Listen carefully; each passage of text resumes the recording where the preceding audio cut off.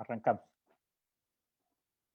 Bienvenidos y bienvenidas a los foros para la evolución mexicana. Muchísimas gracias a todas las personas que nos acompañan en las distintas redes sociales de Movimiento Ciudadano. Desde Movimiento Ciudadano queremos hacer una política. Bienvenidos y bienvenidas para atender los foros para la evolución mexicana. Muchísimas gracias. Que valore el trabajo y las investigaciones de la sociedad civil organizada, de la academia y de la ciencia para asegurar soluciones y propuestas que sean acertadas y efectivas para todos. A lo largo de 7 semanas hemos organizado foros con expertos nacionales e internacionales para poner sobre la mesa las discusiones que creemos el país tiene que estar dando para resolver los problemas más graves que enfrentamos. Ya hablamos en las semanas anteriores de medio ambiente, hablamos de salud, de federalismo, de igualdad y equidad. Esta semana toca el turno para hablar de paz, para hablar de cómo podemos alcanzar mejores condiciones de seguridad para el país con expertos y expertas y ponentes extraordinarios que nos acompañan. Le agradecemos muchísimo. Yo no presentaré a nuestros extraordinarias y extraordinarios ponentes, sino será Lisa Sánchez, que es directora ejecutiva de México Unido contra la Delincuencia, que nos ayudará a organizar a moderar este panel. Agradecemos muchísimo de antemano a la Fundación Frei Keber por la traducción, por el apoyo en la traducción a la lengua de señas, a Julián Mayubiza, que estará haciendo la traducción en tiempo real. Y sin más, le doy la palabra a Liz Sánchez. Bienvenidos y bienvenidas todas de nuevo. Muchísimas gracias, Luis. Muchísimas gracias a Movimiento Ciudadano, a la Fundación Friedrich Ebert por estar el día de hoy en este diálogo por la paz. Le doy la bienvenida a todas y todos las personas que nos están viendo por las redes sociales y sobre todo, pues bueno, la bienvenida a quienes van a estar participando de este panel, Catalina, Penilei, Jorge, Ricardo, con los que vamos a tener un diálogo en la próxima hora y 15 minutos. Yo espero muy agradable, pues sobre uno de los temas más importantes que tiene nuestro México, ¿no? El tema de inseguridad, violencia, construcción de paz, cuáles son precisamente las propuestas, los diagnósticos sobre los que estamos operando y bueno, qué vamos a hacer con este nuestro hermoso país que tiene tantos retos en temas de violencia, de injusticia, de inseguridad, de delincuencia organizada, pero también de delincuencia común y de construcción de instituciones. Entonces, en este reto de saber cómo podemos construir paz, vamos a tener en los próximos 60 minutos una conversación con estos 4 ponentes en donde vamos a dividir la conversación en 3 momentos, ¿no? En el primer momento vamos a estar hablando de un diagnóstico, dónde estamos, qué sabemos, a partir de qué herramientas o con qué instituciones, instrumentos, marco jurídico, pues podemos empezar a construir paz. En un segundo momento vamos a estar hablando también ya de cuáles serían esas propuestas de solución, qué es lo que nos estamos imaginando hacer. Y en un tercer momento vamos a tener una ronda de conclusiones y también, si me permiten, las y los presentes de compromisos con agendas muy puntuales y muy específicas en este contexto, pues no solo electoral, sino también de gobierno hacia los próximos años. Entonces, sin más, yo tengo el placer de poder introducirles a los ponentes. Vamos a empezar con nuestra querida colega Catalina Pérez Correa.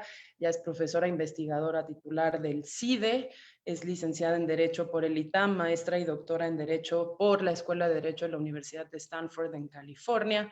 Es profesora adscrita a la División de Estudios Jurídicos del CIDE, como habíamos dicho, y ha sido profesora también, pues tanto en la UNAM, ha sido investigadora en el Instituto de Investigaciones Jurídicas e investigadora visitante en la Escuela de Derecho de la Universidad de Georgetown en Washington, D.C., es integrante del colectivo de estudios Drogas y Derecho, del famoso CED, del que yo tengo además el placer de haber leído muchas de sus publicaciones, que es un grupo dedicado a estudiar los efectos de la política de drogas en América Latina. Colabora también en el programa de política de drogas del CIDE y bueno, como todas y todos ustedes saben, tenemos el placer de poderla leer en varios medios impresos, uno de ellos el Universal. Catalina, tienes tú el reto de ponernos en los próximos 5 minutos un diagnóstico de dónde estamos en términos de inseguridad, violencia y políticas para mitigarlas. La palabra es tuya. Cuando te falten 10 segundos te voy a interrumpir. Bueno, muchas gracias, Lisa. Muchas gracias, Luis, por la invitación, a Jorge, a Penilei. Qué gusto estar aquí y por la invitación a este foro. Voy a hacer lo que pueda en 5 minutos, no creo que pueda dar todo el diagnóstico de paz, pero sí empezar a plantear algunos de los problemas. Creo que uno de los principales retos en materia de seguridad en México actualmente es un tema que Luis, Lisa, Jorge, yo, Penilei, hemos estado trabajando ya desde hace tiempo y tiene que ver con la creciente participación militar en el país y las implicaciones que tiene esta creciente participación para construir el Estado constitucional de derecho y también para la posibilidad de construir policías civiles.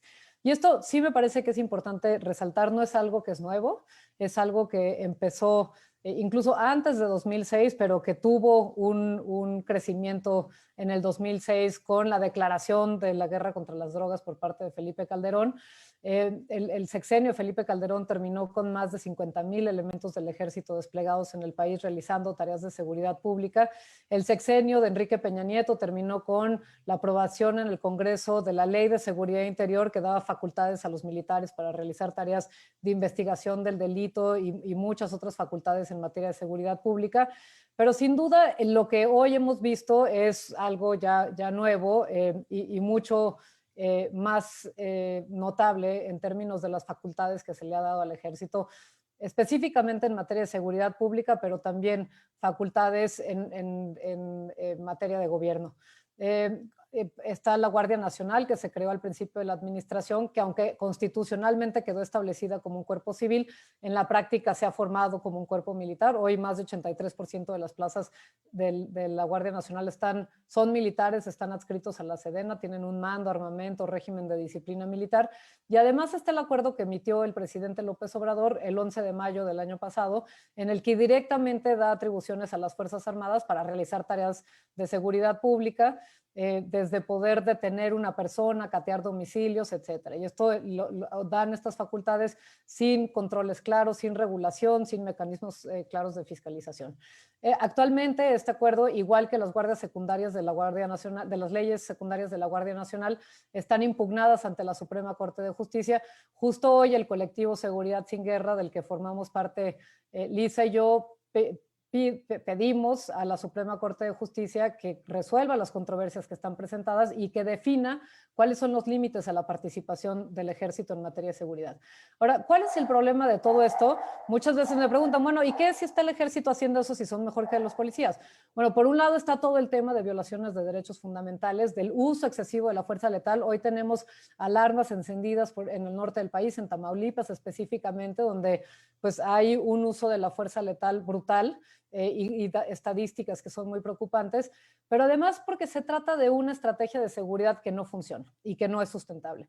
Y ahí tenemos estudios de colegas del CIDE, por ejemplo, Laura Tuesta, que muestran cómo el despliegue militar en realidad ha perjudicado la condición de seguridad en el país. Alejandro Madrazo, Rebeca Calzada y Jorge Javier Romero también han hecho estudios acerca de qué es lo que detona los enfrentamientos en el país y tiene que ver justamente de nuevo con esta estrategia de poner a los militares a patrullar sin objetivos claros en las calles. Entonces, aquí lo que quiero enfatizar no es nada más un tema de violaciones de los derechos fundamentales, de incertidumbre a las personas, sino que es una estrategia de seguridad que no permite la paz, que no funciona en términos de reducir violencia. Y entonces esto me parece que es importante porque una de las preguntas que tenemos que hacernos es, bueno, ¿y qué alternativas hay? Lo que sí estamos viendo es, entre más militares hay, entre más despliegue militar hay, menos están las condiciones para construir policías civiles e instituciones de seguridad pública que funcionen de forma permanente y sustentable en las comunidades. Y termino nada más con 2 ideas para no pasarme en el tiempo. El proceso de militarización, y de eso quiero retomar al rato, va más allá del tema de seguridad pública. Por un lado tiene que ver con la militarización de las policías civiles. Hoy hemos estado haciendo revisiones de cómo la mayoría de los directores de las policías civiles, estatales y municipales vienen del ejército, entonces en realidad también se está militarizando las policías civiles. Y también el segundo tema es la expansión militar en funciones de gobierno, salud, infraestructura, educación, programas sociales, aduanas, lo cual pone en entredicho la posibilidad de construir un Estado democrático y constitucional. Y bueno, si quieren me enfoco en eso y ahorita lo dejo ahí. Muchas gracias. Buenísimo, Catalina, con un segundo en el reloj además para poder repartir entre los demás ponentes. Muchísimas gracias. Le quiero dar la palabra a Jorge Álvarez Maínez ahora, un poquito para que después de este diagnóstico que nos está dando Cata, en donde ya vimos que hay pues una situación de inseguridad que es, digamos, heterogénea entre los distintos puntos del país, que hay una situación de violencia que se vio exacerbada por una decisión de política pública de seguridad, y donde además ahora tenemos pues el problema añadido de habiendo militarizado esa seguridad pública, ¿qué hacemos? Entonces, me da muchísimo gusto poder pasarle la palabra a Jorge. Vamos a presentarlo muy brevemente, porque aquí ya además viejo conocido, ya todo el mundo lo conoce, pero bueno, Jorge Álvarez Maínez ha sido servidor público, diputado federal, secretario general de Acuerdos de la Comisión Operativa Nacional de Movimiento Ciudadano. En su agenda política, pues siempre ha tenido interés por temas sociales, culturales, de austeridad y de transparencia, pero también ha sido, y permíteme decirlo, Jorge, un aliado pues, durante mucho tiempo en los temas también de política de drogas y seguridad, con mucha intención de conocer la evidencia y de conocer los puntos de vista de los distintos grupos. Es internacionalista, como yo, en el ITESO, maestro en Administración Pública y Estudios Internacionales por el TEC de Monterrey, maestro en Derecho Constitucional y Derechos Humanos por el Centro de Estudios Jurídicos Carbonell, y bueno, ha sido diputado local en Zacatecas, señalado además como el legislador más productivo en la historia del Estado, director fundador de la Jornada Aguascalientes y actualmente director general del medio digital Tercera Vía. Jorge, 5 minutitos, ¿cómo estás viendo tú? Y además, ¿cuáles son estas diferencias entre esta agenda de paz en lo nacional y en lo local? Bueno, primero decir que me da muchísimo gusto compartir con ustedes. Yo creo que una de las cosas que tenemos que derrotar es el cinismo de pensar que ya hemos ido a demasiados foros, que ya hemos estado en demasiados Zooms, y sé que ha sido muy cansado, más en el contexto de la pandemia, porque además las he visto a ustedes, a Catalina, a Liz, a Penilei, en muchos ejercicios de estos, a Luis Fernández, que ya tenemos un tiempo teniéndolo como compañero de la organización, pero muchas veces compartimos este tipo de foros con él, participando desde la sociedad civil. Y por supuesto, también saludar a Ricardo Burs, que además pues da la casualidad que compite justamente contra quien fuera secretario de Seguridad Pública del gobierno federal en esta elección. Yo lo primero que pensaría es que tenemos que ir derribando mitos en la política mexicana. Tenemos que derribar el mito de que México está sobrediagnosticado. Es una cosa que se dice constantemente, porque como bien dice Lisa, la realidad es una realidad que se va formando todos los días y sobre la que vamos teniendo evidencias. Y además que tenemos que ir ajustando, tenemos que ir debatiendo cada uno de los temas. Por ejemplo, yo veo muy problemático cómo se ha ido generando esta idea, que es una idea que sigo sosteniendo que es positiva, que sigo creyendo, que ha impulsado desde el espectro político en atención a los planteamientos que han hecho ustedes, por ejemplo, de las fiscalías autónomas e independientes. Pero creo que la implementación que ha tenido en diversos estados y a nivel federal ha sido problemática y eso hay que seguirlo revisando. Entonces, la idea de que compartimos el diagnóstico y simplemente hay que hacer diferencias en la ejecución me parece absurda. También hay que decirlo claro, hay algo que pasa y que no hemos podido explicar del todo, que ha hecho no solamente que se continúe con una estrategia fallida en materia de seguridad y cancelación de la paz, porque eso es lo que se hace desde la política pública, como bien dices.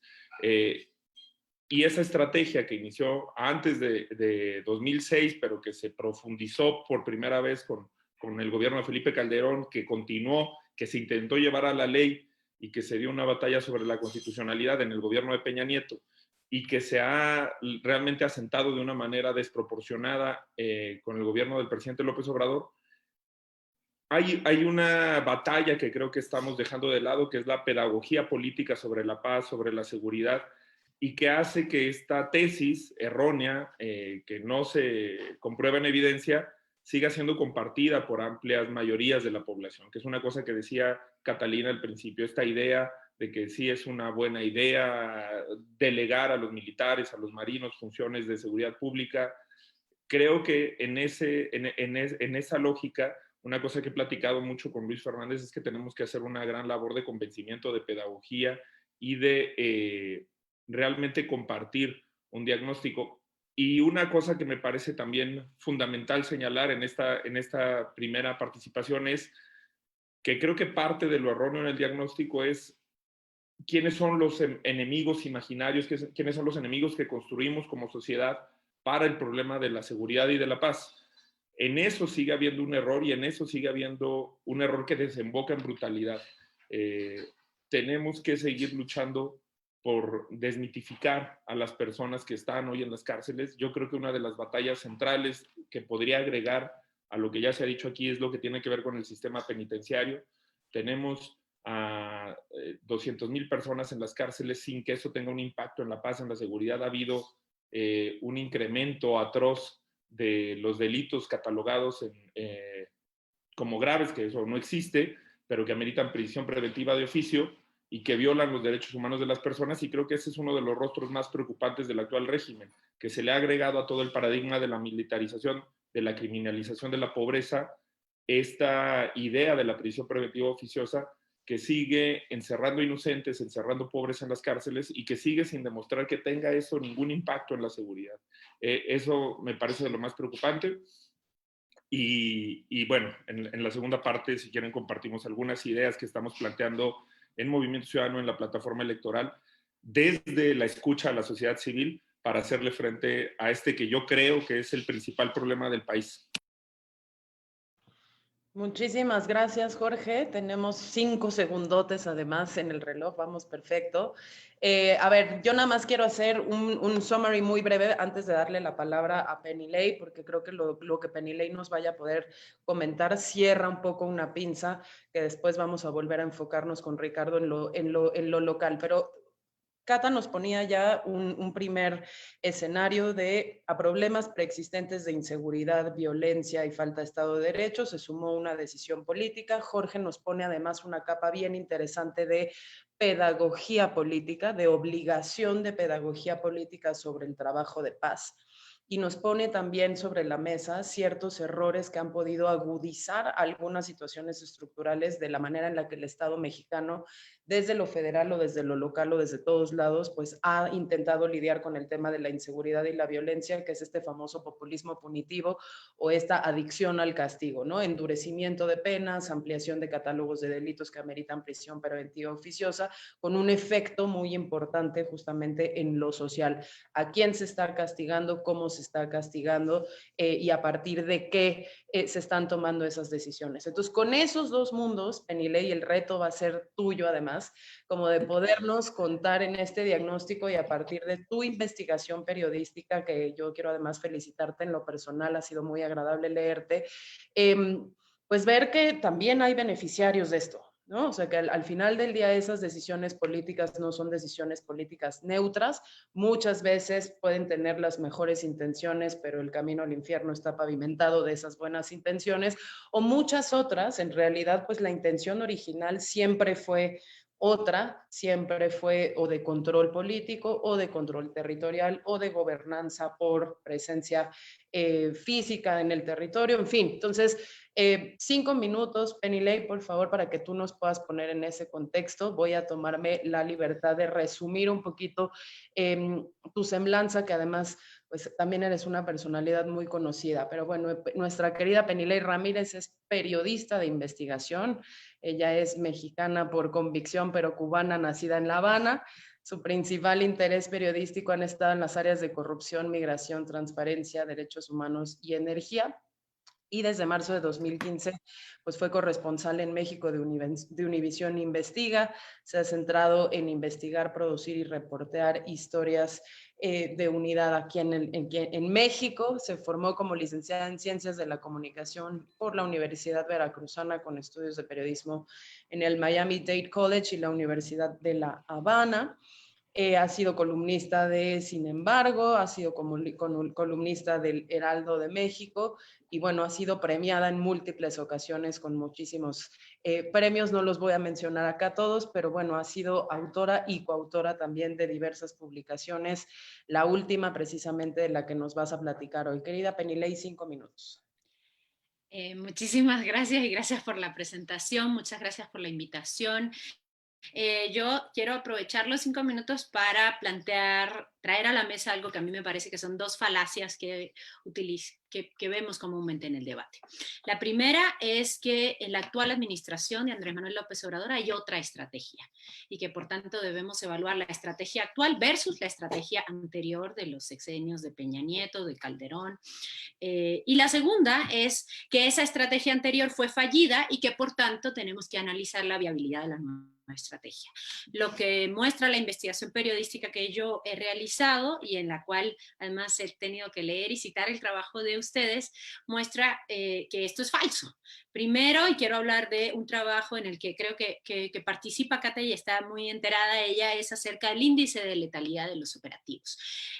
Con Calderón hubo un índice de letalidad en operativo de 19.3, civiles fallecidos, digamos, en cada operativo, baja a 12.7 con Peña y sube nuevamente a 18.2 con López Obrador. Por tanto, no es una historia de un antes y un después en el sexenio obradorista, sino estamos viendo una línea continua más o menos de cómo actúan los agentes militares, principalmente en momentos específicos de operativo. Lo segundo es la cantidad de homicidios. La administración de López Obrador comienza en diciembre de 2018 con un índice de 79.7 homicidios diarios y en este mes que está corriendo, marzo de 2021, tenemos un índice de 78.6, es decir, 79.7 a 78.6 también es una línea continua en los datos. Y luego está el asunto favorito de mi trabajo, que es el asunto del dinero. En los años de la administración de Calderón vimos un crecimiento del presupuesto de la Secretaría de Seguridad Pública en 6 años de 437% y en los primeros 2 años de López Obrador hemos visto un crecimiento del presupuesto de la seguridad para seguridad de 197%. Es decir, si sube 500% en 6 años de Calderón, en realidad en los 2 primeros años de López Obrador sube casi 200%, por tanto no es un antes y un después, no es una administración bélica versus la administración de los abrazos, sino que vemos una línea continua en el debate que tiene varios puntos en común, que es militares en las calles, primero vestidos de policías federales, al principio de la administración Calderón se anuncia 6.500 militares que ahora se disfrazan de policías, y luego en la administración de López Obrador esos mismos entonces ahora se visten de guardias nacionales. Por tanto, si quitamos todos estos artilugios políticos del discurso político, lo que podemos ver es una estrategia continua que tiene pocos cambios en realidad, cambios de uniforme, cambio de favorito, ahora el favorito no es el jefe de la Secretaría de Seguridad Pública, sino el jefe del Ejército.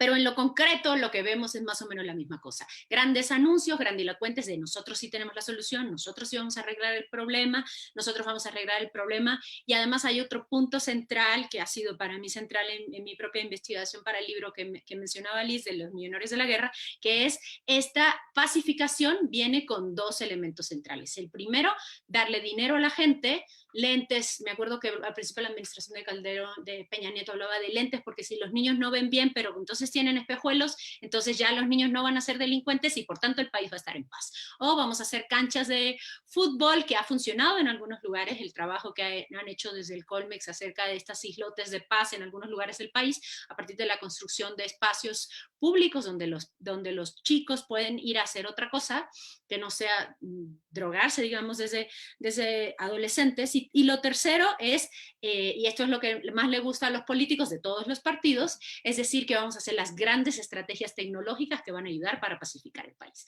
Lo que termina sucediendo con las grandes estrategias tecnológicas es que se traducen en un montón de dinero, ya como dije, 197% ha crecido el presupuesto de seguridad en la actual administración de López Obrador, y ese dinero no termina en la pacificación del país, sino en el beneficio de algunos amigos del político en turno. Lo que me parece que está sucediendo, y con eso quiero cerrar esta primera participación, es que los partidos de oposición en México en este momento, y por eso agradezco que esté el señor Burs en esta mesa y hablaremos sobre eso ahora, no han entendido que gana el discurso del gobierno en el poder cuando ellos logran establecer estas dos falacias. Es decir, había un antes y un después, lo de ahora es diferente y lo de antes no funcionaba y lo de ahora sí puede empezar a funcionar. Si logramos desmontar en principio ese discurso y mostrar que en los hechos y en los números es una estrategia continua, entonces el gobierno que esté en la oposición puede empezar a abordar el asunto de otra manera y por tanto podemos movernos a otra parte de la discusión. En punto, qué barbaridad, qué puntuales estamos. Muchísimas gracias, Penilei. Creo que, a ver, ya pusiste otro elemento en el debate, aparte de los que ya habíamos mencionado, y tiene que ver también con cuáles han sido las acciones de construcción de paz que se han hecho en las administraciones que mencionaste, si estos tienen una orientación estratégica, si no la tienen, si han servido de algo, si no, y además, si ese servir de algo puede abstraerse o no de esta línea de continuidad justamente que nos presentabas en las políticas de seguridad y pacificación, pues que no solo no son ni particularmente innovadoras ni disruptivas entre una administración y otra, sino que muchas veces pues ellas mismas pueden cancelar el éxito que tengan esas intervenciones que mencionabas, pues que son pocas, cortas, carentes de estratégica o simple y sencillamente pues nunca han sido beneficiarias de los recursos que supuestamente se les destinan por este tema del beneficio de los amigos de los políticos en turno, como tú decías. Entonces vamos a ir con nuestra última intervención de estas rondas de diagnóstico. Me da gusto darle la bienvenida aquí también a Ricardo Burs, no necesita tampoco mucha presentación en este ámbito, pero bueno, sonorense de Ciudad Obregón, estudió su educación superior, media y superior en el campus Ciudad Obregón del TEC de Monterrey, ha sido contador público, tiene estudios de especialidad en materia fiscal por el ITAM, ha sido bueno, administrador de empresas propias, pero también asesor en materia fiscal, ha participado en organismos empresariales, consejos bancarios, instituciones de beneficencia y educativas. Fue presidente municipal de Cajeme, Sonora, del 2000 al 2003. Se destacó por la implementación de un esquema de concertación ciudadana con pagos garantizados a nivel municipal, con mucho trabajo para duplicar la inversión pública del municipio. En fin, un actuar sin duda alguna pues muy enfocado también a la mejora económica del municipio. Y bueno, ahora sonorense interesado en hacer política nuevamente en Sonora, pero a nivel estatal, en un contexto yo creo que muy interesante, Ricardo, porque te va a tocar contrapuntear con quien fuera nuestro secretario de Seguridad Pública, Alfonso Durazo, y yo creo que va a ser interesantísimo escuchar no solo tu diagnóstico, sino también las propuestas diferenciadas ahora sí que pudiéramos tener para el propio Estado. Entonces, te doy la bienvenida, Ricardo, muchas gracias por estar aquí, 5 minutos.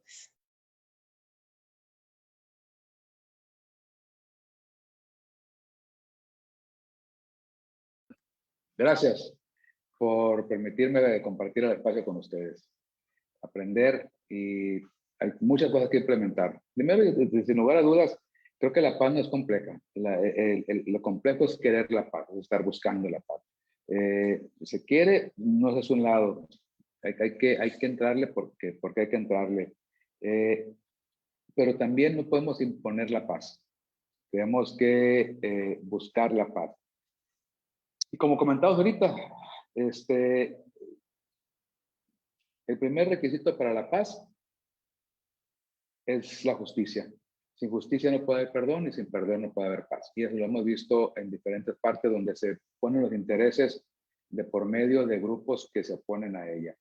En Sonora, sin lugar a dudas, y parte de lo que estamos viendo es que es el manejo de los recursos federales. Y yo aquí me gustaría, viendo la dinámica que estoy viendo ahora de la presentación, me surgen muchas dudas que yo he comentado que son señales de focos rojos que siguen permitiendo que esta guerra continúe. ¿Qué pasó con la eliminación del Fortasec? Debilitan a los municipios de los estados, donde la federación pretende concentrar todavía más los recursos para poder hacer con ellos lo que quieran, debilitar a las fuerzas estatales y municipales para depender del 100% de la federación y de los programas y que el destino que ellos le den a sus estrategias de seguridad fallidas absurdamente en todo el estado, en todo el país y en todo el estado. Simplemente los ejemplos de la semana pasada: emboscaron y asesinaron a la policía en el Estado de México. En Zacatecas hicieron explotar una patrulla. Es increíble cómo están retando al Estado continuamente. Aquí en Sonora me ha tocado recorrer el estado, los 72 municipios, donde nos paran, independientemente de que vamos identificados con carros de campaña, donde nos detienen los delincuentes para pedir el paso, donde hay municipios enteros donde se han recortado a los policías, se les han entregado las armas al Estado, las patrullas están afuera del Palacio Municipal para que los delincuentes se encarguen del orden. Esto es, están entregando y con una visión muy cerrada, diciendo es una visión fundamental para que no acribillen a mis policías, les entrego el poder a los delincuentes. Y ellos se encargan de mantener el orden y la paz. Creo que en México estamos viendo eso de una manera impresionante. El costo de la inseguridad es absurdo. Ahorita que mencionaban el costo, lo que nos cuesta es increíble, 4.6 billones de pesos al país, pero hay un costo adicional. Aquí en Sonora, el año pasado solamente se gastaron 3,000 millones de pesos de la gente de escasos recursos protegiendo su vida. Esto es, poniendo rejas y bardas, levantando bardas en sus casas, donde en lugar de destinar los recursos a otras cosas, a otras prioridades para ellos, educación, salud, esparcimiento, cualquier cosa. Y así no podemos estar. Aquí en Sonora voy, como bien dices, contra el presidente de la República en la figura de Alfonso Durazo como candidato al gobierno de Sonora. Es impresentable porque la violencia, él presume, como bien dicen ustedes, que, y la gente no hace la comparación, el crimen, las ejecuciones han crecido al doble y él presume que ha incrementado los elementos de la Guardia Nacional o el equivalente de 17,000 a 98,000 en tan solo 2 años, por su capacidad para reclutar, por la viabilidad que tiene, siendo que está mostrando que es 10 veces más ineficiente en el combate a la delincuencia y a los atropellos que existen en todas partes, implementando mandos militares en las policías municipales, siendo que los militares, está probado, son para la guerra, no para mantener la paz, y llegan de fuera desconociendo la ciudad, llevándola a donde los mismos policías municipales quieren llevarlos. Es un desconocimiento total y absurdo y es impensable, eso únicamente te deja mucho que desear y grandes cuestionamientos a ver si es cierto que quieren llevar la paz a alguna parte, porque nomás no se va a dar jamás con ese sentido. La otra situación es que la falta de denuncia de los mexicanos. Yo estoy seguro que cuando sea gobernador, las denuncias te van a ir a los altísimas, porque la falta de denuncia no permite llevar estrategias adecuadas en combate a la delincuencia. Y ese es el problema, porque las estrategias, por más que quieras, están llevando doble contabilidad y la percepción de inseguridad es peor que nunca. Muchísimas gracias, Ricardo. Pues tienes toda la razón en esa parte, en la última parte te voy a apoyar justo con la experiencia que tenemos desde México Unido de promoción de la denuncia justamente, aunque evidentemente sabemos que es mucho más complejo que eso. Vamos a iniciar un segundo bloque y aquí quiero empezar justamente en un orden distinto. Voy a empezar con Jorge porque estamos hablando del bloque de las propuestas, es decir, a pesar de que no tenemos toda la verdad en las manos, a pesar de que el fenómeno de violencia y delincuencia en México y las posibilidades de construcción de paz son cosas muy flexibles, fluidas, que pueden cambiar en todo momento, pues sí queremos escuchar un poquito más, ya no de lo que no se tiene que hacer, sino de lo que sí se puede hacer y construir en positivo para la ciudadanía. Entonces, Jorge, en 5 minutos yo te quiero preguntar 2 cosas. Tú has tenido una trinchera muy importante y un rol muy importante desde el Poder Legislativo, desde lo federal en el Congreso, por ejemplo, cuáles son las cosas que se pueden apoyar, sabiendo, por ejemplo, pues que en los últimos años por lo federal pasó una reforma constitucional de Guardia Nacional que no solo tuvo los impactos que Catalina nos mencionaba, pero que sí tiene un transitorio por ahí que a todos se nos olvidó, que era el 7º transitorio, que obligaba a estados y municipios a presentar sus planes de desarrollo policial en un plazo pues que se agotó el mismo año que pasó la reforma constitucional. Entonces, un plazo que está vencido desde el 2019. Pero además a eso, pues se nos juntaron otras reformas legislativas, la última, la de la Ley Orgánica de la Fiscalía. Entonces, desde esa trinchera, ¿qué propuestas podemos esperar de Movimiento Ciudadano, de Jorge Álvarez Maínez para la construcción de la paz? Sí, primero quisiera retomar esta parte que decía Penilei, que me parece muy importante, Lisa.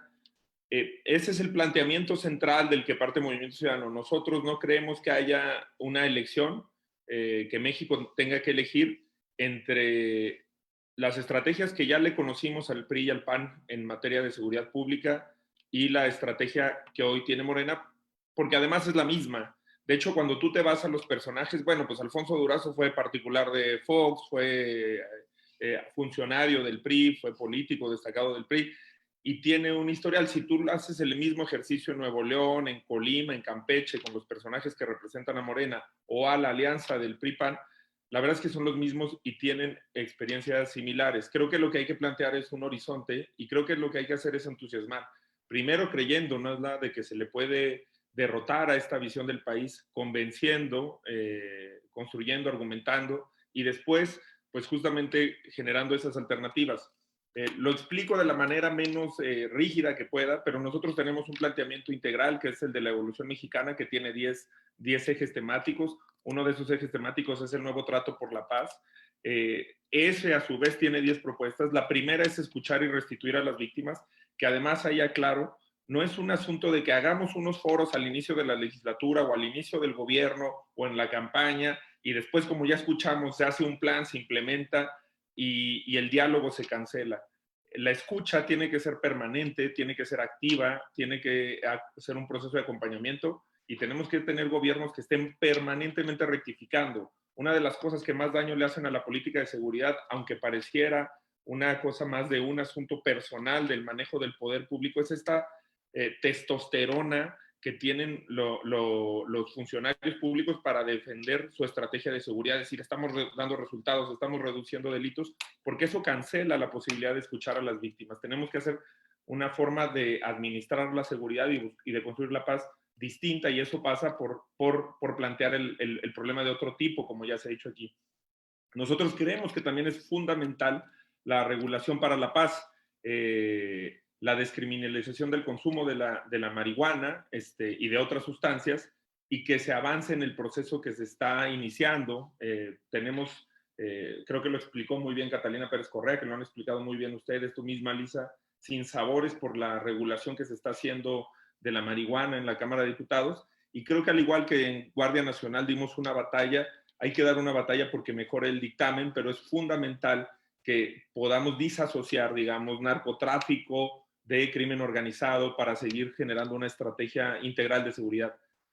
También tenemos que apostarle a la desmilitarización de la seguridad pública y de la administración pública. Como tú dices, hay tiempos en la reforma constitucional en materia de Guardia Nacional, lo que hace Seguridad Sin Guerra, de estar preguntando qué se ha cumplido, en qué se ha avanzado para llegar a esos tiempos. Creo que es muy importante. La cuarta propuesta es justamente complementaria a esto, pues policías que sirvan en todo el país, y que tiene que ver con eso que tú dices y que preguntaba Ricardo Burs, cuáles son los fondos, los recursos que se están generando para que haya policías locales. Creo que en eso la visión de Ernesto López Portillo, entre otras y otros, de Liliana Chapas, son muy importantes para la construcción. Movimiento Ciudadano ha acreditado un ejemplo local en la policía de Colima que creo que puede ser replicable en los gobiernos de Movimiento Ciudadano.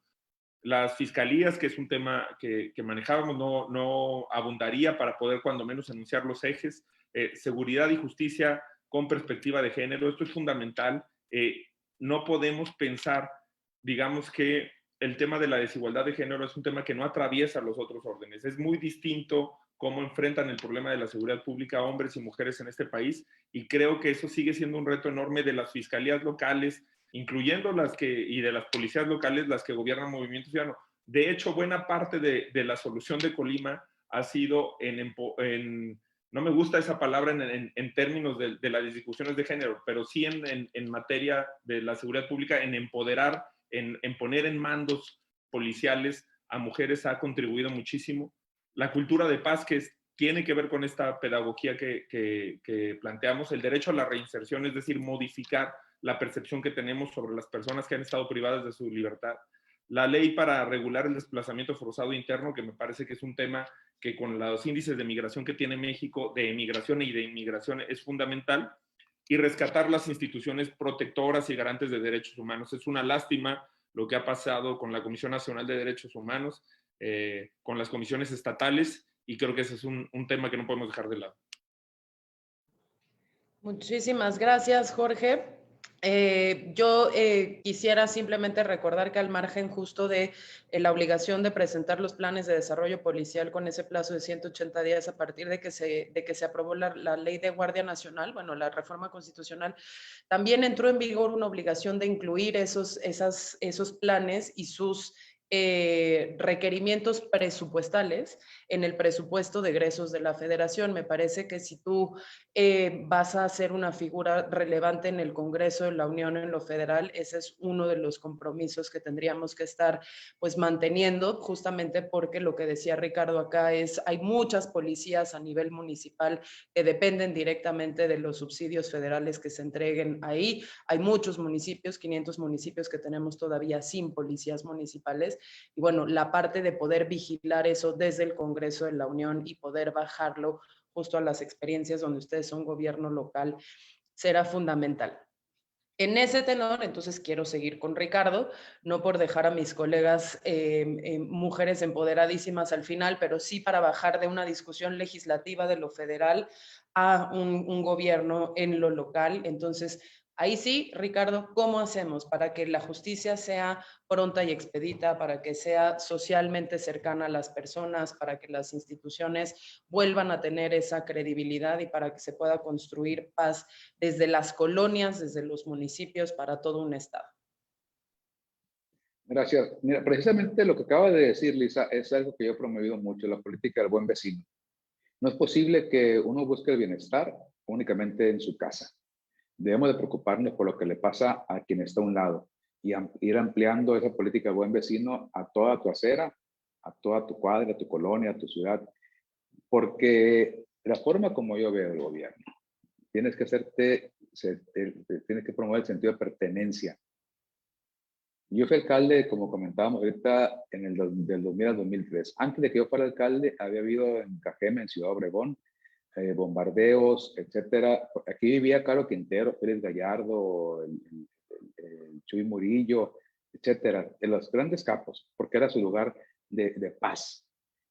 Sin embargo, ya no me tocó a mí la parte esa, ya estaban en el 2000, y me tocó ver, impones la autoridad y nunca en 3 años no hubo un solo ejecutado. Ahorita en lo que va del año van 150 ejecutados en Ciudad Obregón, en mi tierra. Y dices, es increíble, ¿qué acuerdos hay? Y obviamente que la delincuencia organizada se apodera en las campañas de los candidatos con los recursos o por miedo. Aquí nos han impedido que postulemos candidatos en 3 municipios de Sonora, porque nos dicen o es de Morena o no hay candidato, ¿no?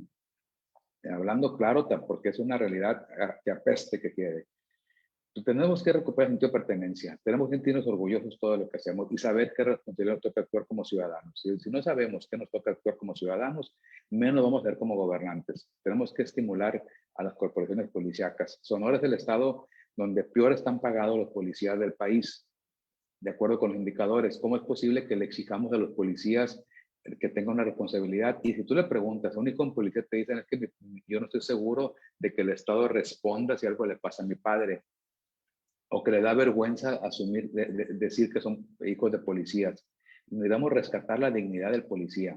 Desde ahí vamos a poder actuar y tenemos mucho que educar para la paz. Tenemos que hacer que prevalezca la política del buen vecino y eso irla ampliando y ampliando y ampliando y saber que lo que están haciendo en su casa, eso es importante y es fundamental.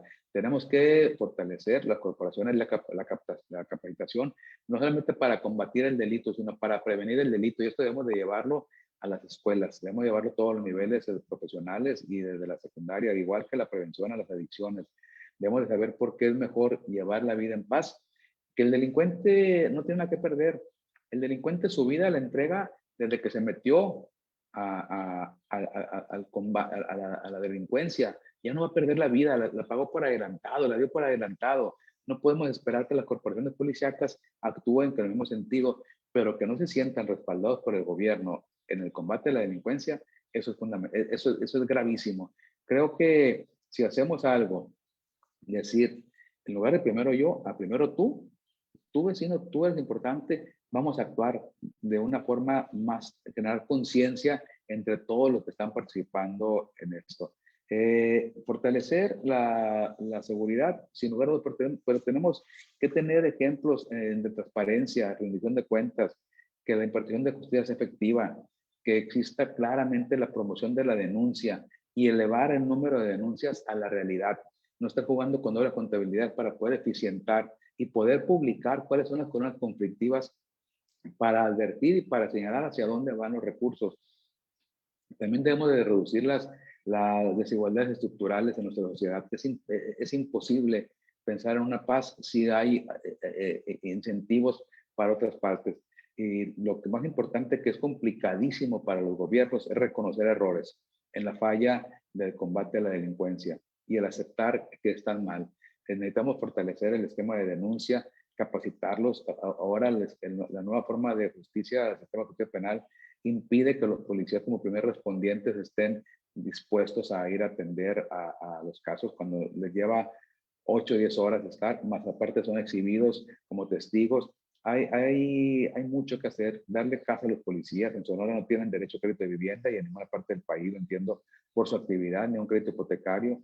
Y en Sonora existen las condiciones, existe un fondo de vivienda del Estado para darle sistema, darle tranquilidad a esa y reconstruir, hacer que las fiscalías realmente funcionen. Es una vergüenza ir a una fiscalía para entrar una denuncia y que te pidan papel y torno para hacerlo, a cualquier ciudadano.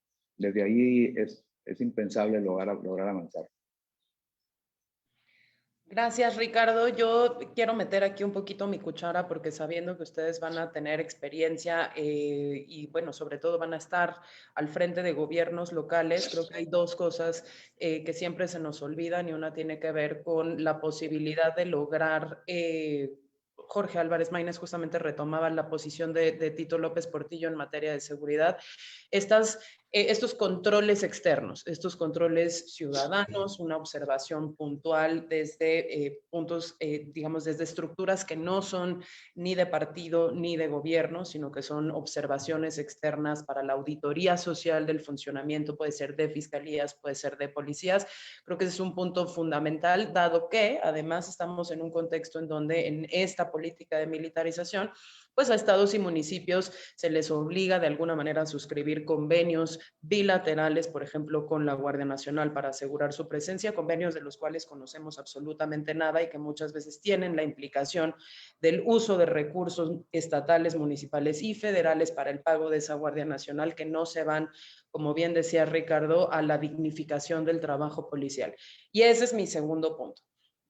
Si vamos a trabajar con corporaciones y vamos a trabajar con fiscalías, pues hay que reconocer, punto número uno, que los policías no tienen una relación laboral con el Estado mexicano en ninguna de sus capacidades, ni como policías estatales, ni como policías municipales, y entre tanto no tienen un régimen de seguridad social o salarios dignos o posibilidad de demandar equipamiento y sobre todo construcción de capacitaciones de largo plazo. Y en ese sentido, pues invitar a lo mejor en el gobierno de Sonora, si tienen un periodo largo de gobierno, ya no pensar la capacitación de policías o de fiscales y de ministerios públicos como una cosa aislada y corta, sino pensar en la creación ya formal de academias sustentables que generen una carrera policial digna, eficiente y útil.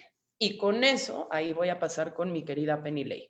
Penny Ley, ¿qué hacemos desde el periodismo de investigación? ¿Qué hacemos justamente desde la posibilidad de investigar, de traer a la luz mucha de esta información que se desconoce sobre cómo se están dando los acuerdos para mantener o no una política de inseguridad y de violencia o alguna alternativa de construcción de paz? Y cómo podemos los ciudadanos además contribuir activamente a eso a partir, por ejemplo, de las investigaciones que tú realizas. Muchísimas gracias. Primero, dando información a los periodistas, todo lo que sepan, todo lo que se les ocurra, todo lo que vean raro, Nosotros estamos felices de enterarnos y de investigarlo. Yo quisiera retomar lo que dice Ricardo, perdón Ricardo que te voy a tomar como ejemplo, pero si tomamos los 5 minutos que acaba de decir Ricardo y los trasladamos a 2004, 2005, prácticamente no tendríamos que cambiarle ni una coma a todo el diagnóstico que le acaba de decir, ¿no? O a 2003. Como saben, un personaje central en el libro que yo escribí es Genaro García Luna. Y Genaro García Luna escribió un libro durante el sexenio de Fox, en el que decía más o menos lo mismo que Ricardo acaba de decir. Y con esto no quiero menospreciar el diagnóstico, sino justamente lo que me parece muy grave es que sigue siendo el mismo diagnóstico. El diagnóstico era correcto en ese momento y sigue siendo correcto en este momento. Y eso me parece tremendo, porque en ese ínter ha ocurrido no solamente un gasto tremendo del gobierno mexicano, sino ha habido una estrategia de cooperación con el gobierno de Estados Unidos, que también impuso una agenda acerca de cuáles eran las prioridades, en la cual había un presupuesto en específico para algo que todos hemos trabajado en algún momento, que era la reforma al sistema judicial, que incluía un elemento que quiero utilizar como ejemplo, que era el informe policial homologado.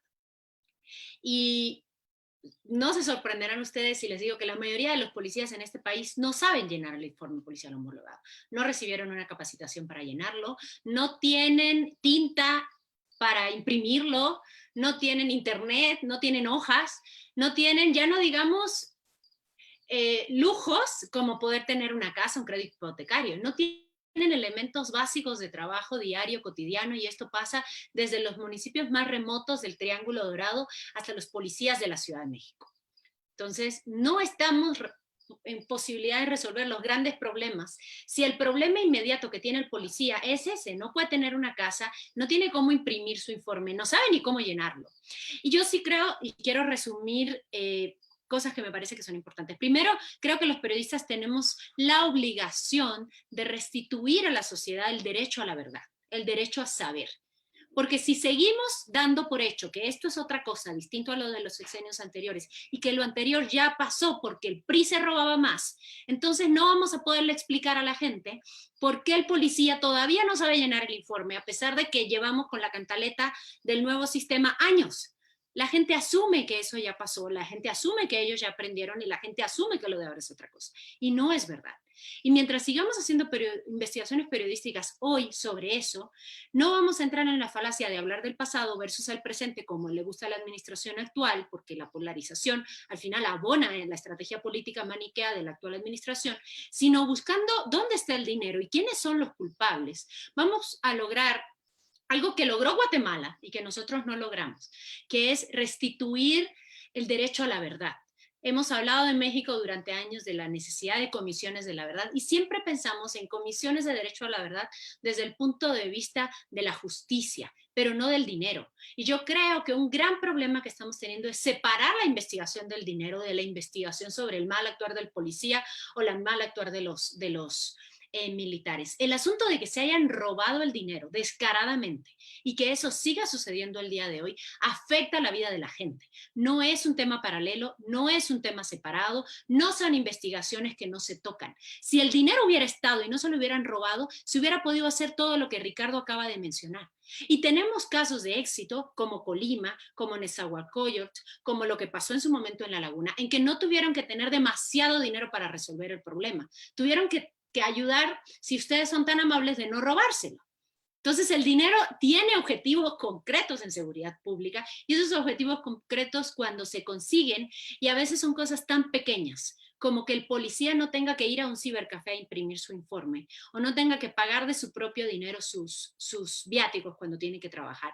Y a partir de ahí me parece que tenemos que seguir documentando el pasado y poniéndolo en perspectiva con el presente, y tenemos que desterrar del discurso esas viejas falacias. Y perdón, Ricardo, quiero hacer un apunte aquí. Seguimos hablando de ejecutados, seguimos hablando de cárteles, seguimos hablando de levantados, y ese es un discurso que nos legó el Calderonato y que seguimos reproduciéndolo cuando sabemos que la realidad es mucho más compleja, que los cárteles no son estructuras piramidales en que está el Chapo hasta arriba y todos los demás lo obedecen como si fuera una estructura que no funciona como en realidad funciona. Entonces necesitamos políticos que lo vean desde campo y que se den cuenta de que todas esas falacias también contribuyen a que sigamos pensando que las cosas no tienen solución. y me pasé unos segundos. Pero tan poquitos que estuvo perfecto. Muchísimas gracias, Penilei. Vamos a seguir con Catalina justamente en esta, pues un poco en esta nota, ¿no? Hay todas las falacias de las que menciona Penilei, pero también está la falacia de que en realidad en México el principal problema de seguridad o el único es el del crimen organizado y dejamos todo lo local tirado a la basura. Decía Ricardo hace rato, sin duda alguna hay que trabajar justamente a nivel vecinal y hay un estudio bien interesante que seguramente, Cata, tú conoces de nuestra colega Ángela Guerrero, ¿no? Que va a las prisiones de la Ciudad de México y lo que dice es, bueno, toda la estrategia de policía de la Ciudad de México tiene que ver con los puntos en donde suceden los delitos, ¿no? Y tenemos en la Ciudad de México una estructura de geolocalización del delito impactante, impresionante, que se actualiza en tiempo real, pero pocas personas se han tomado el tiempo para ir a las cárceles y saber de dónde vienen las personas que cometen el grueso de los delitos, para hacer intervenciones en los lugares de origen de todas esas personas que sin duda alguna han estado expulsadas de todo sistema y que después solo las encontramos a todas juntas adentro de un centro penitenciario donde nuevamente vuelven a ser olvidadas otra vez. Entonces, Cata, ¿qué nos dice también esa investigación desde la academia? ¿Cómo puede hacerse una mancuerna con los gobiernos locales, pues justamente como para no repetir estas falacias e invertirle ya en serio a iniciativas de construcción de paz? Bueno, ahí sí me parece que es importante entender esto que decía Ricardo, de la paz se construye, o sea, la paz se tiene que construir y no se puede imponer simplemente desde el centro utilizando una sola herramienta, ya sea Guardia Nacional o el ejército de plano ya vestido como ejército. Porque ahí funciona entonces como una fuerza de ocupación en los estados y no realmente para construir la seguridad ciudadana que sea sustentable, ¿no? Y el otro tema es este que estás diciendo, como en realidad sí, con esta sola estrategia pareciera que todo es el crimen organizado y que lo que importa es el crimen organizado. Y entonces ahí tenemos a los militares recibiendo denuncias y deteniendo a poseedores de cannabis o de metanfetaminas cuando ese pues no es su trabajo. Y entonces hemos convertido todo el programa de seguridad nacional en un programa de guerra contra el crimen organizado, cuando esa es una parte del problema, pero hay muchos otros que no se resuelven por ahí. Y la otra parte es esta que ya decía yo, acerca de cómo entre más avanza el militarismo, más difícil se vuelve de parar. Tú lo decías, los recursos que se dan desde los estados para poder continuar con esta estrategia se van quitando de las policías y entonces tenemos lo que ya se había mencionado, ¿no? No se puede cumplir con el plan de desmilitarización porque no se está cumpliendo con el plan de construir las policías civiles, y las policías civiles no pueden mejorar si no se les da las condiciones de trabajo, las condiciones dignas de seguridad social. Si uno ve lo que recibe una persona cuando se enlista en el ejército o cuando se enlista en una policía municipal, las condiciones de trabajo y las oportunidades que les dan esas instituciones son diametralmente opuestas. Entonces, hasta que no nos tomemos en serio la construcción de policías civiles a nivel local, va a ser muy difícil de parar esto. Y esto pasa por el tema del presupuesto. Y ahí yo quería nomás también señalar otro punto, que es lo último que ha pasado en tema de la expansión de las funciones militares tiene que ver con la autonomía presupuestal que se le está dando a las Fuerzas Armadas. En el caso de la Marina, con el manejo ya directamente de los puertos; en el caso del Ejército, al aeropuerto de Santa Lucía, que ahora ellos van a administrar y quedarse con las regalías del aeropuerto. El Tren Maya fue el último que dijeron, bueno, si es que hay ganancias por el Tren Maya, estas se le van a dar directamente al Ejército para que puedan pagar las pensiones, ¿no? Y entonces aquí los incentivos que ya vemos que se están generando son terribles cuando estas instituciones tienen que maximizar los beneficios de las empresas que están administrando para poder cumplir con el pago de las pensiones a las personas que son parte de estas corporaciones. Pero además es grave porque se está trastocando el sistema constitucional en toda la parte de los frenos y contrapesos. Tenemos que el poder legislativo supuestamente controla al ejecutivo. Una de las formas en las que lo controla es a través del presupuesto. Cuando nosotros sacamos al ejército de ahí y les damos a las Fuerzas Armadas y les damos autonomía presupuestal, en realidad lo que se está haciendo es debilitando un contrapeso muy importante que hay desde el legislativo hasta hacia el ejecutivo, ¿no? Y me parece que ahí es algo que Movimiento Ciudadano como partido de oposición hoy, pero más adelante va a tener mucho trabajo en términos de revertir estos cambios. Además de el que ya mencionaba Jorge hace rato, que tiene que ver con cómo hemos trastocado todo el sistema constitucional en la limitación de los derechos para hacerle frente al crimen organizado, ¿no? Entonces tenemos esta estrategia de lo que necesitamos es acabar con el crimen organizado y para ello vamos a destruir las policías civiles con este modelo único de resolución de problemas a través del despliegue militar, y la otra parte es limitando los derechos de las personas, incluyendo, por ejemplo, o ampliando la lista de delitos que llevan prisión preventiva oficiosa o trastocando todos los derechos de debido proceso. Y ahí, bueno, sí me parece que entonces pasa por esta parte de la profesionalización y la posibilidad de construir policías civiles, y ahí tiene que haber un compromiso que va a ser desde lo local. Yo no lo veo sucediendo desde lo federal, me parece que aquí es la importancia de los gobiernos locales.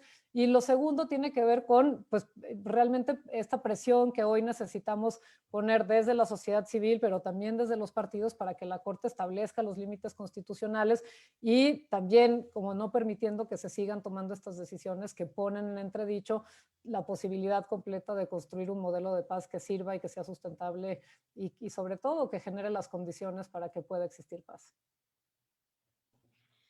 Gracias, Cata. Pues con esta cerramos la segunda ronda y nos quedan exactamente 20 minutos, así que les voy a pedir que en la parte de conclusiones intenten tener intervenciones de 4 minutos y medio, no de 5.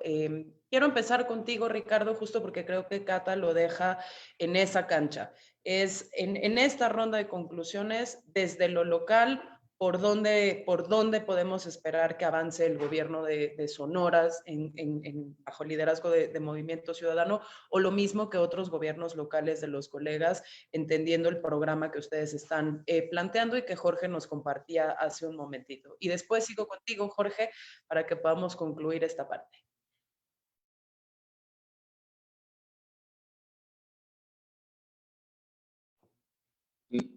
Gracias, Alicia, perdón.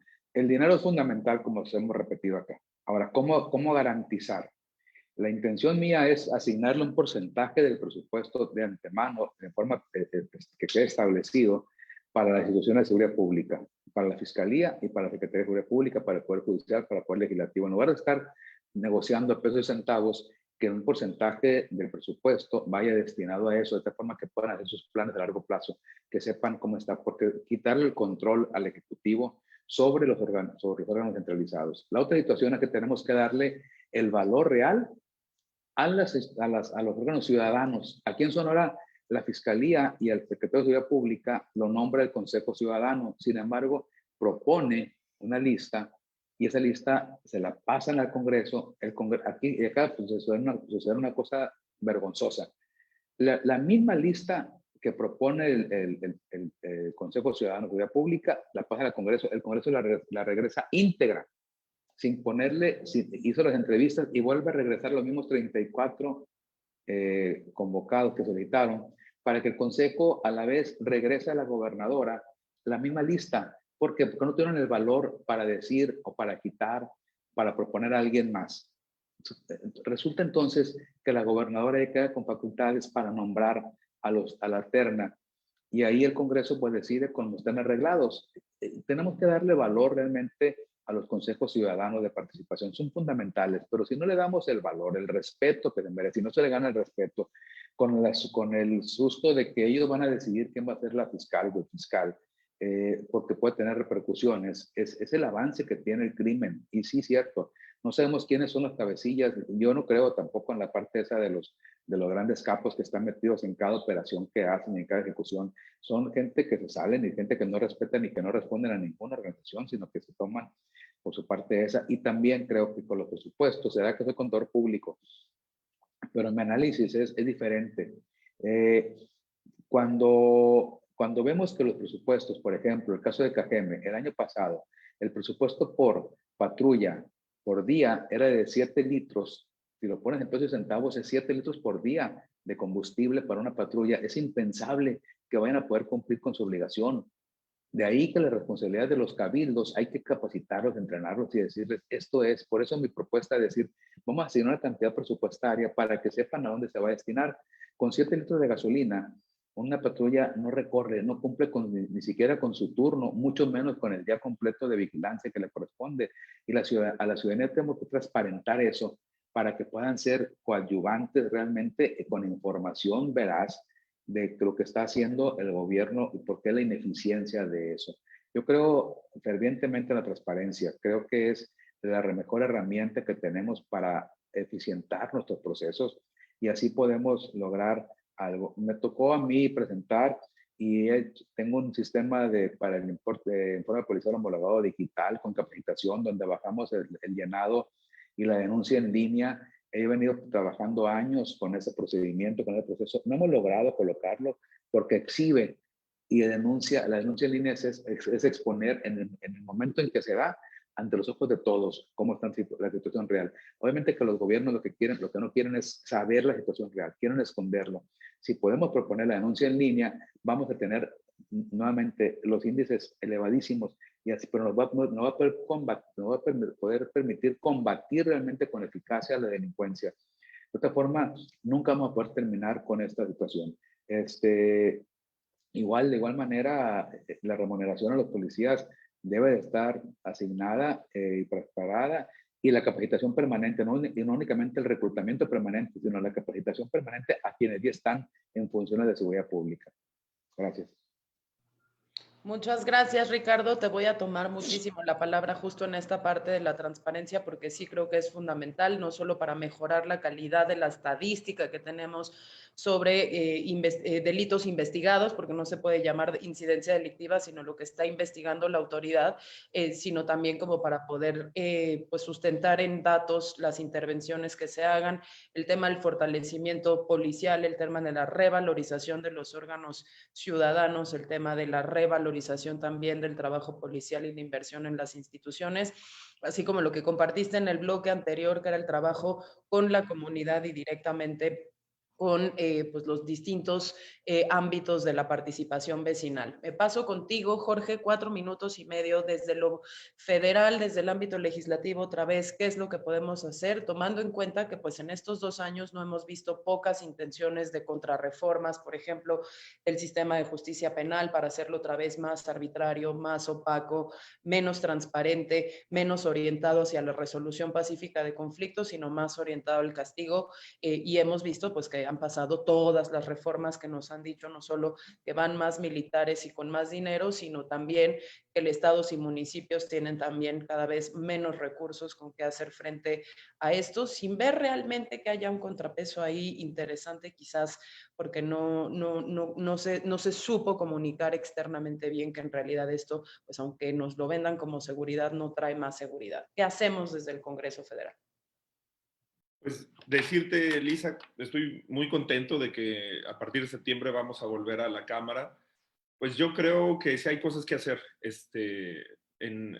Tú recordarás que en tema de seguridad interior logramos una coalición legislativa que habiendo sido el PAN el principal impulsor y quien presentó muchas de las reformas que tienen que ver con esa idea errónea de seguridad interior y de guerra, logramos incluso involucrar la mayor parte del PAN, a Jorge Ramos. Yo soy que en ese momento era el representante de la Comisión de Seguridad Pública y en los temas que tenían que ver con seguridad y justicia.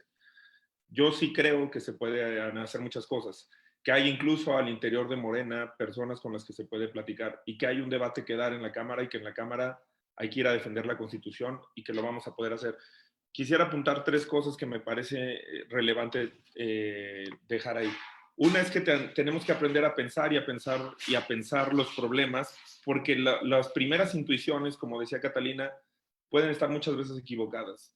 Esta idea de que los delincuentes son el problema y que encerrando delincuentes acabas con la inseguridad, pues bueno, es una idea totalmente equivocada que a la hora de cuestionarla y de entender la evidencia y de seguir el diálogo con ustedes, que además lo digo, por supuesto que el diálogo con la sociedad civil puede ser incómodo desde un punto de vista tradicionalista para el gobierno, porque a la hora que nosotros pudiéramos obtener una reforma que ustedes estén impulsando, por supuesto que van a seguir con el siguiente planteamiento. al día 1 de que se aprueba la legalización o la nueva regulación para la marihuana, ustedes ya tienen nuevos planteamientos. Por supuesto que desde el punto de vista del aplauso o esta infantilización que tenemos en los gobiernos y en los partidos políticos, es un diálogo que puede resultar incómodo. Depende de cómo se comprenda la vida. Si lo que se quiere es generar procesos políticos de transformación permanentes, pues no tendría por qué ser incómodo estar pensando constantemente en eso.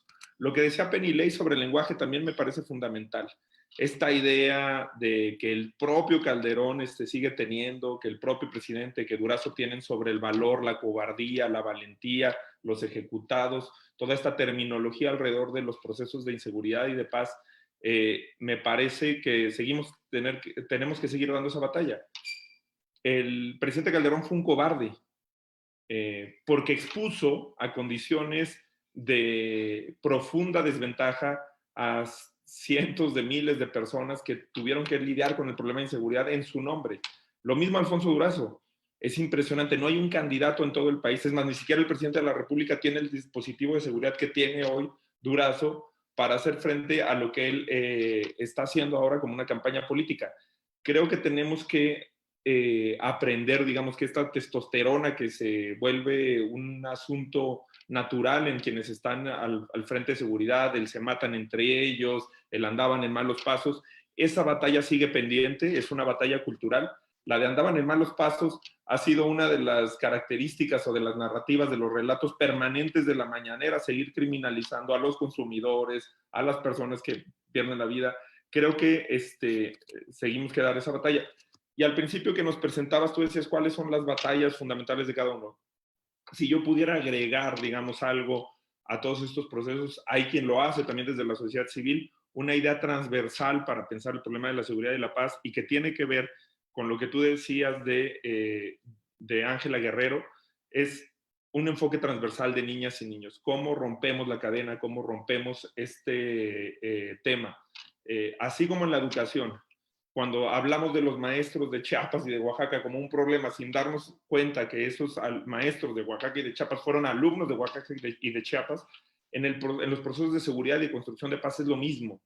Hablar de zonas con altos índices de violencia, hablar de estados afectados por el narcotráfico, hablar de lo que pasa en Tamaulipas o en Michoacán, es absurdo si no tomamos en cuenta cuáles son las niñas, los niños y qué procesos están viviendo. ¿Qué pasó con los niños que quedaron desamparados por la masacre en el Caballo Loco en Coatzacoalcos?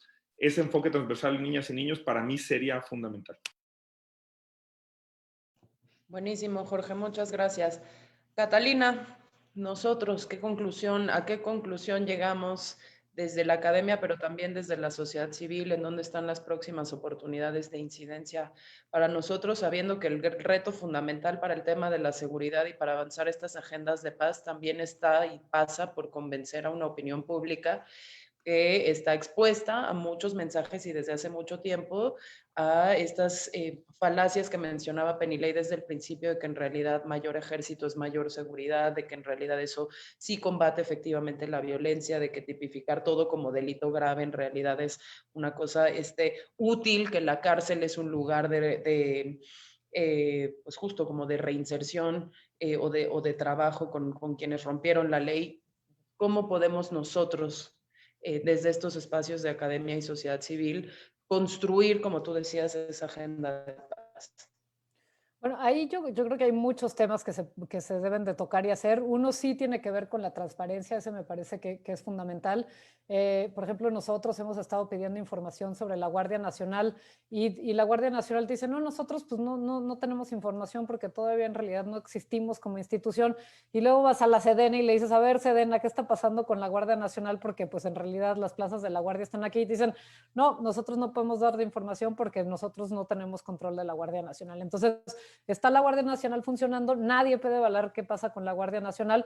Y ahí me parece que hablando de de las facultades y también, no nada más desde la sociedad civil, pero cómo desde el Congreso las legisladoras pueden también pedir información, pedirle a los funcionarios que comparezcan para que den esa información. Y si no lo hacen directamente, entonces puede haber el uso de las instituciones del Estado que obliguen a que se desinformación para que la academia, las organizaciones de la sociedad civil podamos utilizarla y estudiarla y conocerla para analizar cómo están funcionando estas instituciones.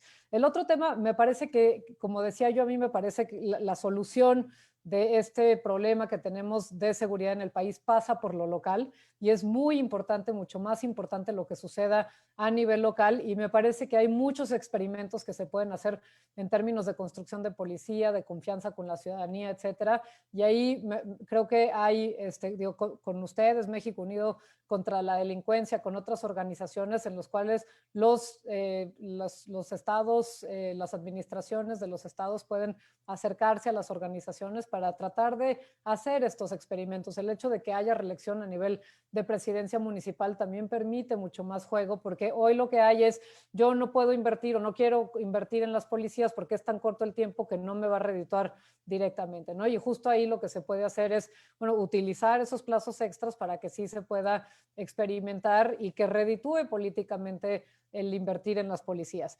Y el último, me parece que también tenemos una parte pendiente que tiene que ver sobre cómo se investiga y qué se hace con el uso de la fuerza por parte de las instituciones. Ahí el ejército, hoy en Tamaulipas, mencionaba yo hace rato, puede haber masacres impresionantes y la respuesta desde el Estado es la misma, ¿no? Son delincuentes que estaban... que fueron abatidos en defensa propia y se acabó la investigación. Lo mismo con los policías que son ejecutados. No hay investigaciones, no hay más que la narrativa de se matan entre ellos cuando son grupos de delincuencia organizada, repelimos la agresión cuando es el uso de la fuerza desde el Estado hacia los delincuentes y fue una emboscada de delincuencia organizada hacia policías. Hasta que no investiguemos y realmente demos explicaciones mucho más complejas y certeras de qué es lo que está pasando, es difícil realmente poder solucionar esto, y esas explicaciones nos van a permitir además hacer algo que hoy no hacemos, que es tener intervenciones focalizadas y específicas y no nada más la estrategia vitacilina que es echen al ejército para lo que sea, ¿no? Gracias. Muchas gracias, Catalina. Cerramos contigo, querida Penilei, también justamente ¿a qué conclusión podemos llegar? ¿Cómo nos podemos comprometer justamente para poder hacer esa construcción de paz desde lo local? ¿Cómo podemos seguir denunciando lo que no funciona? Y de nuevo, a ti te lanzo la misma pregunta que a Cata. Yo sé que es prácticamente imposible, pero ¿cómo hacemos para convencer al grueso de la población de que la construcción de paz es justo otra cosa que no tiene nada que ver con estos mensajes que nos martillean todos los días desde hace ya tantos años? Pues yo creo que un elemento principal es insistir todos los días en que no podemos caer todos. Es muy tentador cuando tienes a un personaje con un púlpito presidencial, con una audiencia privilegiada, haciendo estas explicaciones maniqueas sobre la vida, la sociedad y la historia del país. Es muy tentador contestar. Yo los veo a ustedes contestando cotidianamente, yo he caído en lo mismo, pero justamente lo que haremos con eso es reforzar el mismo diálogo circular, ¿no? Yo insisto en la necesidad de la verdad. Al principio hablaba Cata de la militarización de los puestos de seguridad pública local, que lo venimos viendo desde hace, ¿cuánto? 20, 30 años. Y recordaba yo, leí el año pasado este libro Tiempo Suspendido de Camilo Vicente Ovalle, un historiador fantástico que hace una investigación sobre cómo funcionó la desaparición forzada en tiempos de la DFS. Y como nunca hubo realmente un proceso de verdad, porque los procesos de comisión de la verdad del gobierno de Fox fueron, y hay que decirlo tal cual, una pantomima, una farsa. Entonces podemos tener esos personajes impunes ahora en otros puestos. Mientras no tengamos verdad, no va a haber nunca un proceso de sanación pública y por tanto podemos tener, como decía Jorge, los mismos personajes reciclados una y otra vez, una y otra y otra y otra vez. Y podemos tener, por ejemplo, a Manuel Bartlett dirigiendo la CFE cuando su esposa o su pareja, no novia, no esposa, era la que rentaba la casa en la que los socios de García Luna hacían sus triquiñuelas, o podemos tener al mismo personaje que era vecino, y aquí hablo del actual gobernador al gobierno de Sonora por Morena, era vecino de la mujer del Chapo Guzmán a principios de la década del 2000, y luego vuelve a la administración, y luego era el amigo del hijo del Chapo en la primaria, Y podemos ver estos personajes una y otra vez, una y otra vez. Yo creo que cada vez que hablamos de los buenos y los malos, aunque le moleste mucho a López Obrador, es López Obrador haciendo una extensión del calderonato, ¿no? Porque ese era el planteamiento del calderonato, ¿no? Los buenos y los malos. Y por más que le moleste a López Obrador, también terminamos cayendo en eso. Y nos interesa ahora muchísimo saber qué está pasando con el dinero de la Guardia Nacional, pero seguimos sin saber qué pasó con el dinero de CUSAEM, esta corporación súper oscura que sigue estando presente en casi todos los edificios públicos en este país, en las carreteras de este país, y cuyo dinero tampoco sabemos a dónde es. Sabemos que es un dinero que llegaba al Estado de México, que financiaba de cierta manera al gobierno priista, pero no hemos llegado a saber exactamente qué pasó. Entonces estamos remendando nuevas batallas sin haber tenido un acceso verdadero a lo que sucedió antes, y seguimos todos reproduciendo la falacia, y por eso es este discurso punitivo y este discurso de la prisión preventiva es tan exitoso, y otra vez es otro éxito del discurso calderonista, de que los delincuentes no son parte de la sociedad, como si fueran una suerte de zombies que están ahí en medio de la sociedad, pero que no se tocan con ellos. Y no es cierto. Los delincuentes son los hijos, son los hermanos, son los padres, son los socios, son los empleados de personas que están todos los días en nuestra sociedad. En este momento Ricardo está siendo candidato, y parte de los delincuentes de su estado van a votar también, porque también tienen credencial de elector y también votan, y también van a los mítines, y también están en los programas de seguridad social, y también reciben ayudas sociales, y son parte de la sociedad. Y en el momento en el que nosotros podamos entender que a nivel local también funciona así, que por eso los islotes de paz funcionan, y que por eso tendría que estar en la agenda, como decía Jorge, qué está pasando con la niñez, qué está pasando con el reclutamiento forzado, que es un tema que no está en la agenda de los medios, no está en la agenda de los partidos, y ni siquiera está en la agenda ahora, después de que ha habido un repunte del reclutamiento forzado a partir de la pandemia. Y sigamos pensando que la única inclusión que tenemos hoy en día real de los políticos acerca de cómo los delincuentes en este país forman parte de la sociedad es un discurso presidencial paternalista de los regañe su mamá o su abuelita. Entonces, a partir de la comprensión real de que los delincuentes votan y pagan impuestos, y si queremos saber si pagan impuestos, revisemos los índices de pago de impuestos de las empresas en Sinaloa, que están además en la lista de la OFAC. Entonces, dejemos de pensar que nuestra sociedad está partida en dos y que hay buenos y malos. Hay personajes que están cometiendo delitos ilícitos, no todos relacionados con el trasiego de drogas, no todos relacionados con la nómina del Chapo Guzmán, pero sí relacionados con la manera como se están ganando la vida. Si uno va al Triángulo Dorado, o si va a Tamaulipas, o si va al sur de Veracruz, puedes encontrar, y a mí me ha pasado en mi propio trabajo como periodista, que mis entrevistados son chicos que estudiaron en la misma universidad que yo, o que estudiaron en el mismo bachillerato que estudia el reportero a quien después mataron. Entonces no hay una desconexión en la sociedad, no la hubo en Colombia en su peor momento, no la ha habido en los países de África, y no la hay en México, y no la hubo en Guatemala durante la Guerra Civil tampoco. Entonces dejemos de pensar en este discurso maniqueo, porque este discurso es la repetición de lo que hizo Fox, de lo que hizo Calderón, de lo que hizo Peña y de lo que hace todos los días López Obrador.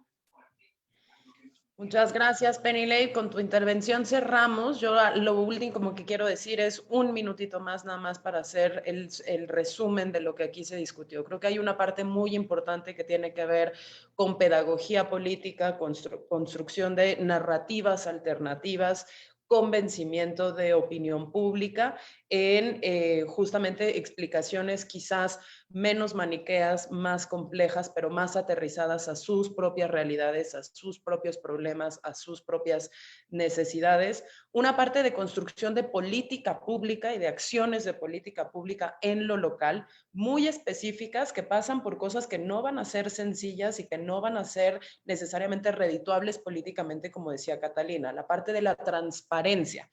La parte de la transparencia en el uso de los recursos, en el ejercicio de los mismos, en la toma de decisión. La parte de la transparencia también en la parte de la evaluación social terciarizada, de cómo lo estamos haciendo, cómo se debe mejorar, cómo no debemos seguirlo haciendo. La parte de la participación ciudadana entendida como una activación desde lo micro local, desde el barrio, la colonia, el municipio, el estado, hacia arriba y no solo de arriba hacia abajo. Y que pasa también por ir vinculando el fenómeno de la violencia y la delincuencia con cosas con las que últimamente no está bien vinculado hoy en día, que las traía Jorge a la mesa. La reinserción social, la política de infancias, lo que tiene que ver con la dignificación justamente de las instituciones civiles que participan de esto, y también la dimensión correcta transparentar también la magnitud real de los fenómenos delictivos a través justamente como de la mejora de la captación de denuncias y la transparencia también, y la mejoría de la calidad de esos datos. Y otra parte que tiene mucho que ver también con los compromisos legislativos, ¿no? Sabemos que esta discusión no es estática, no está acabada, que va a haber otro tipo de, pues, ¿cómo llamarlos? Pero quizás retos que nos van a plantear o las mayorías legislativas o de otros partidos, o incluso dentro de nuestro propio movimiento, ¿no? En el caso de ustedes, de posibilidades de reformas otra vez más hacia la opacidad del funcionamiento autoritario de las instituciones de seguridad y justicia, o que vayan a ser todavía más orientadas hacia reforzar ese militarismo, y que vamos a tener no solo que saber organizar coaliciones para resistirlas, sino tener una agenda propositiva que las pueda ir desmontando, como decía Catalina, pues en el futuro cercano y en el mediano plazo. El reto, por supuesto, no quiero en ningún momento implicar que va a ser sencillo, pero bueno, creo que desde este diálogo encontramos que hay sociedad civil, hay academia, hay periodismo, investigando con ese compromiso porque se sepa la verdad, porque se investigue lo anterior, se pueda ir investigando y documentando lo actual.